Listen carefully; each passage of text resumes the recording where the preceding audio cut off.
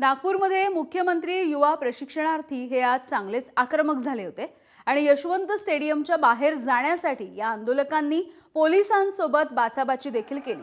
विधान भवनाकडे जात असताना आंदोलकांना पोलिसांनी रोखलं। सरकारने दिलेला मासिक भत्ता आणि नोकरी देण्याचं आश्वासन पूर्ण करावं अशी मागणी या आंदोलकांची होती।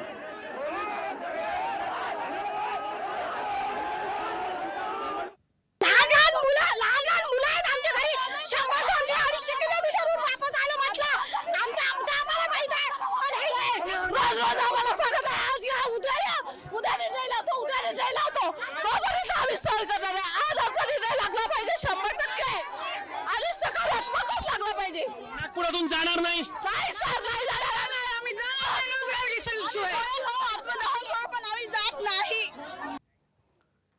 मुख्यमंत्री युवा प्रशिक्षणार्थींच्या आंदोलनाच्या संदर्भात भाजपचे नेते सुधीर मुनगंटीवार आणि काँग्रेसचे आमदार सत्यजित तांबे यांनी नेमकं काय म्हटलंय बघूयात।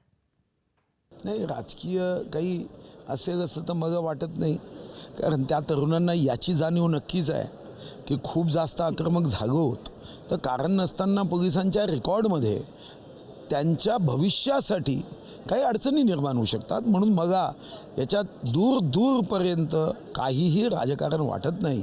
पण एक खरं आहे, सळसळत्या रक्ताचे, धडकत्या हृदयाचे हे तरुण बंधू भगिनी आहे, त्यांना आपल्या भविष्याबद्दल आग्रही भूमिका मांडावी असं वाटणं हे काही गैर आहे असं मला वाटत नाही। मी जेव्हा तरुण होतो तेव्हा मी गाठ्या खात आंदोलनं केली या भारतीय जनता पार्टीची।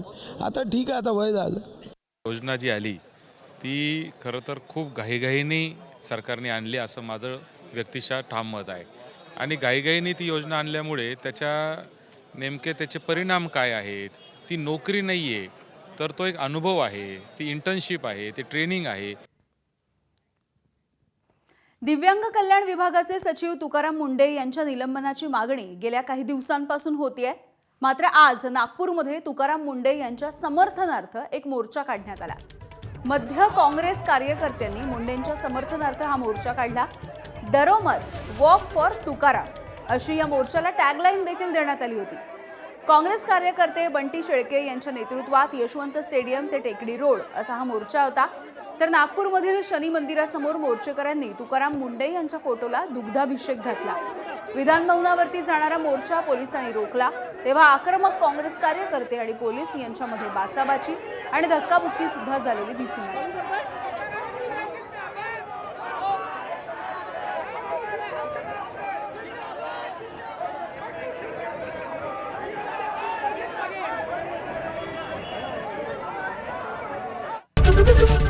एबीपी माझा, उघडा डोळे बघा नीट।